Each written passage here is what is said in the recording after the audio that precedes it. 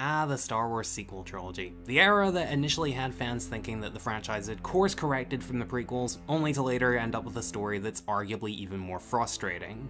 Now, to be fair, I don't hate this trilogy as a whole, I don't even really dislike it, but I won't deny that the direction it ultimately went in was pretty disappointing. To the point where, until making this video, I hadn't felt the need to go back to it since seeing The Rise of Skywalker for the first time in 2019. However, in recent years, I've noticed a shift in perception towards the trilogy's first installment, The Force Awakens. I remember when it first came out, sure, there were people that had valid complaints, but reception was generally pretty positive from what I saw. Nowadays though, it often gets looked down upon as just a derivative New Hope clone that alternates between pandering to original trilogy nostalgia and failing to develop a worthwhile story of its own. Not unlike what people tend to think of the trilogy as a whole.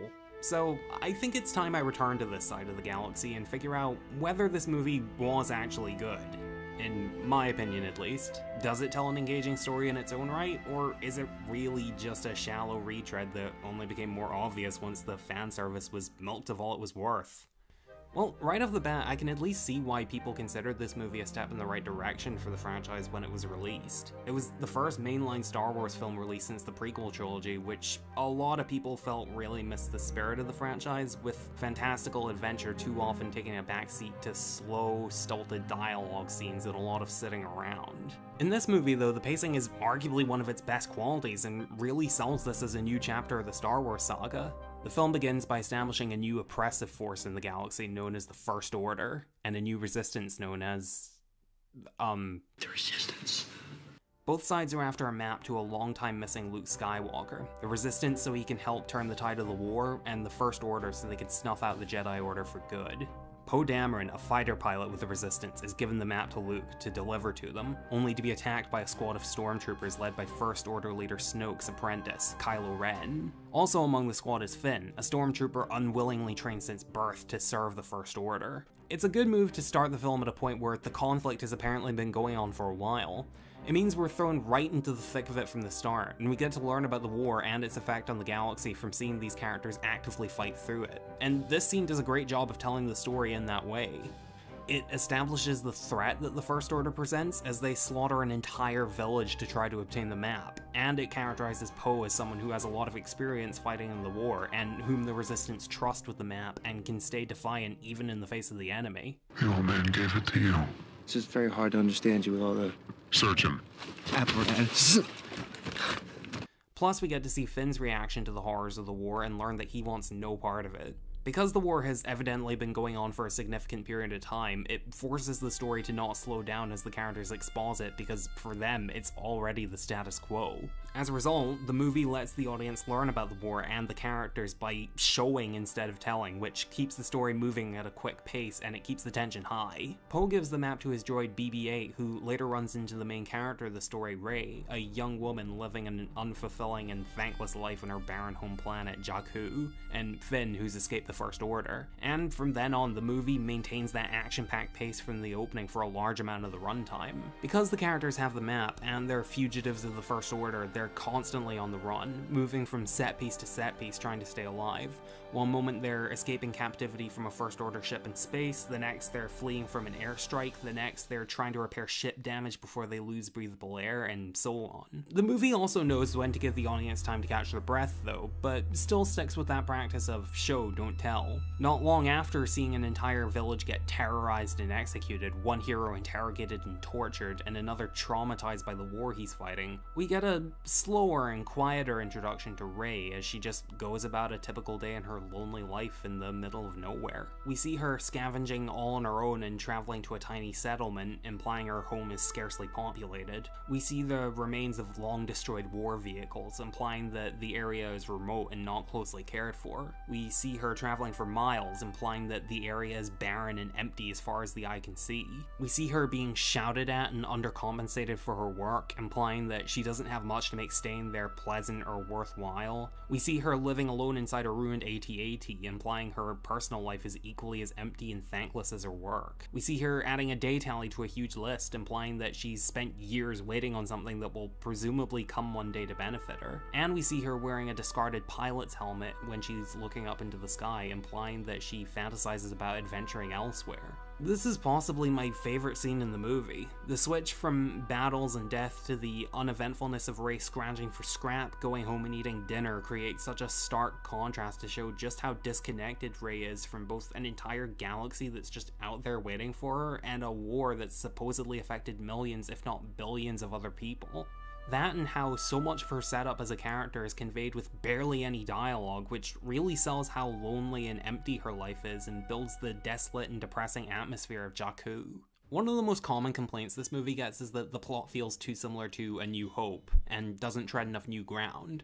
And yeah, there is a little too much reliance on sticking with what's worked in the past, which feels a little too safe and generic. Stuff like a militaristic regime attempting to take over the galaxy and a small resistance trying to stop them, a droid being left on a remote desert planet with a data file that could help the resistance live to fight another day, the droid meeting a young person who lives an unsatisfying life in the middle of nowhere, that young person meeting an older mentor with war experience and a former connection to the main villain, the mentor joining them on an adventure to deliver the information they possess, the mentor being killed by the main villain, and the characters needing to destroy an interstellar weapon that can destroy a planet before it wipes out the resistance base. Seriously, before this movie came out, seeing Jakku in the trailers, I honestly just assumed it was Tatooine, because why would I not? But while I do think that the criticism about unoriginality has some merit, the movie is held together by the fact that the new characters are honestly pretty likable and have some really strong chemistry, not to mention decent arcs that do divert from the ones in the original trilogy, even if the plot doesn't always follow that example. A lot of people have been critical of Rey in these movies, arguing that she just doesn't have enough flaws to grow past and develop as a character over the course of the trilogy or even just this one movie. I can see where these people are coming from, as she is uncommonly talented in a number of ways, like being an expert pilot and engineer, plus she becomes skilled at using both a lightsaber and the Force unusually quickly compared to what we've seen from other characters before in this franchise. However, while I can understand that perspective, I don't really agree with it. Rey does have a character arc in the sense that while she is exceptionally multi-talented, she spent years squandering it due to how she's chosen to live her life. Like I said, despite her apparent interest in exploring the galaxy, she's weirdly reluctant to leave the planet that has nothing to offer her, all because she's waiting for somebody who she insists is coming back. One day. As a side note, it's also a pretty good contrast from Luke in A New Hope, who wanted nothing more than to leave his homeworld behind for greener pastures. This all culminates with a scene at the midway point in the movie when we see that her parents abandoned her on Jakku as a child. She then spent years in denial, insisting that they would come back, despite all evidence to the contrary, and coming to terms with that is what makes her see that Jakku has nothing to offer her. She then gets captured by the First Order, meaning that in order to escape, she needs to tap into her abilities with the Force, which teaches her that moving on and exploring her potential is not only her best option, but crucial for both her and the galaxy. Finn's characterization is also really interesting to see play out. Throughout the film, he's portrayed as sort of a nervous comic relief, but with hints of fear and trauma beneath the surface. After seeing the atrocities that the First Order have committed, he goes AWOL, runs into Rey, and claims that he's with the Resistance. John Boyega's deliberately awkward acting as he tries to act brave and heroic while secretly being terrified of being captured by the First Order manages to be both funny and kind of sad, as you can tell he's ashamed of his upbringing and fearing for his life. So you're with the Resistance? Obviously. Yes, I am. I'm with the Resistance, yeah. I am with the Resistance. But while he does want to distance himself from the First Order's dark deeds, he's not exactly the most morally upstanding person himself.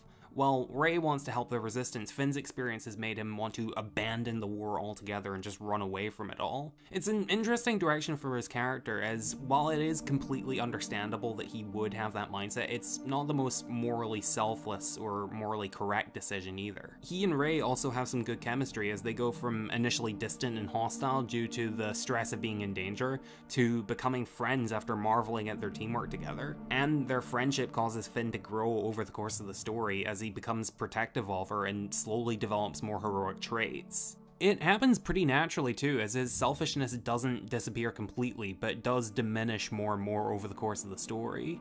After they've spent some time together, Finn confesses to Rey that he's a runaway stormtrooper and begs her to join him as he goes into hiding. He's clearly grown to care about her well-being, but he's also still prioritizing his personal needs over potentially saving the entire galaxy, so his arc isn't complete yet. Plus, he chooses to leave without her when she declines, basically just wishing her luck instead of actually helping her. It's only after she's taken by the First Order that he decides to finally stand up to them and officially joins the fight. It also leaves room for development in the sequels, as he admits that he's really only interested in saving Rey rather than helping the Resistance. Whether or not the sequels delivered on that potential, I'll save for possible future reviews, but my point is The Force Awakens at least set a good foundation. But the new characters aren't the only ones worth praising, as the return of the original trilogy's characters is also really strong and feels like they've genuinely grown as people over time in ways that feel completely in character. Han Solo and Chewbacca still have good chemistry, as they genuinely seem like best friends that have been through thick and thin together, but are also familiar enough to see each other's flaws. What are you gonna do? Same thing I always do, talk my way out of it. Yes, I do. Every time. You can also see that Han's experiences in the original trilogy have had a huge impact on him as a person. He's become a lot wiser and more noble, and is a lot more immediately willing to save the galaxy when given the opportunity than his younger, Mos Eisley-dwelling self would have been. Although he still makes his share of shady or ill-conceived decisions and crosses the wrong people, because at the end of the day, he's still Han Solo. Admittedly though, their introduction into the story does feel a little contrived. Rey and Finn escape from the First Order by stealing the Millennium Falcon, which had apparently been in multiple people's hands after being stolen from Han years prior. Then, not long after leaving Jakku, they get caught by Han and Chewie. Convenient, isn't it, that they could be anywhere in the entire galaxy and just happen to be near some remote planet in the middle of nowhere when their ship has just taken flight for the first time in years? But whatever, it's a minor plot issue, so I digress. I also really like Han's relationship with Leia, who— Goodness! Han Solo! It is I, C-3PO. Oh yeah, quick aside. I actually really admire how the movie reintroduces C-3PO by having him outright interrupt Leia's reintroduction and reunion with Han without realizing. It doesn't come off as insulting to Leia or the audience. It genuinely feels in character for him and kind of a bold choice from a storytelling perspective. Anyway, oh yeah. I also really like Han's relationship with Leia, who he's apparently been broken up with for a while. First of all, the revelation of this is handled pretty subtly without spoon-feeding it to the audience. From their interactions, we can deduce that they broke up because Han still has his arrogance and recklessness, which led him to do things that Leia didn't approve of one too many times. I'm trying to be helpful. When did that ever help? And don't say the Death Star. But even though they're no longer together, they don't spend all their scenes bickering. They come across as a former couple who have a long history and still deeply care for each other, which is really sweet to see. They're also clearly mutually heartbroken about their son's path in life and want him back. Speaking of which, let's talk about Kylo Ren. Generally, I think he's a pretty good villain, although I think he is sort of an example of how this movie wears its original trilogy influences on its sleeve a little too heavily by how similar he is to Darth Vader. I think his main strengths lie in the ways in which he's different from Vader, though. Vader was intimidating due to how calm and composed he was in nearly every situation. Even when he was furious or killing someone, he would almost always give the sense that he was in total control and that he was so powerful that nobody could pose a threat to him. Kylo, on the other hand, sort of takes that concept and turns it on its head. Compared to Vader, he's a lot younger and draws his self-worth from Snoke's approval, meaning he's constantly battling a sense of inadequacy and is much more volatile with his anger when things don't go according to plan. If this wasn't handled well, it could potentially make him seem childish and pathetic, but it actually is a good way of making him seem dangerous because throughout the movie he demonstrates that he is extremely capable in a fight, which is especially tense when you know that he could snap at any moment. That being said, I do think that that's something they could have gone a lot further with. While we do get to see glimpses of what Kylo is like when he's angry, it doesn't come up as often as it could have, meaning that for a lot of the movie, he does sort of by default have that same calm demeanor that Vader had, which does still work, but it does mean that Kylo doesn't do a ton to stand out as his own character. Another way they could have fleshed him out would be to explore the inner conflict he has choosing between the dark side and his past life as the son of Han and Leia. We see a little bit of Snoke being skeptical of Kylo's loyalty and Kylo having second thoughts about the dark side as he tries to convince himself that he made the right choice, but I wish they explored it further by letting us see more of what allures him about the dark side versus what he misses from his relationship with his parents. Then we could explore the whirlwind of emotions and self-doubt going on in his head, which would ultimately make the confrontation between him and Han near the end of the film more impactful, because we'd have a better understanding of what's going through Kylo's head as he weighs the pros and cons of each choice. That way, when he finally makes the choice to sever his ties to his past by murdering his father, it would have been all the more tragic and devastating because we know he could have chosen the better option if Snoke's manipulation hadn't consumed him. And that feeling of wanting more is also kind of present in other aspects of the film as well, albeit to a lesser extent. Even though I praised Rey and Finn's arcs, they also kind of fall into that pitfall. First of all, considering that Rey is adamant about staying on Jakku early in the film, she makes the decision to leave and help BB-8 find the Resistance base weirdly quickly after hearing about it. Even if she is a naturally selfless character, her arc about moving on from her past would have felt a little more natural if she showed some initial reluctance to leave, but then took a minute and realized that the war is important enough for her to put her own desires on hold briefly to help. We also get a scene at one point of Han offering Rey a partnership on the Falcon after seeing how well she can handle herself. She seems eager, especially after realizing that there's a whole world out there for her, but turns it down because she's not willing to leave Jakku for good. It's a good way of endearing the characters to each other, but I would have liked to have seen more scenes of Han encouraging her to explore her potential and having her become more willing to leave her comfort zone to make it seem like the two are bonding. A lot of people criticize the scene where Leia hugs Rey after Han's death instead of hugging Chewie, despite him having a much closer connection to Han, but I feel like the scene we got would have worked a lot better if Rey had developed a deeper bond with Han than just him being a guy who met her briefly and complimented her once.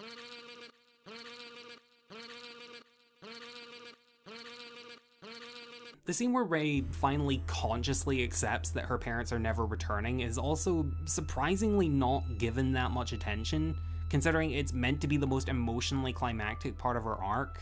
All that really happens is that she has a little cry and then the conversation moves on when I really feel like they should have gone a lot further.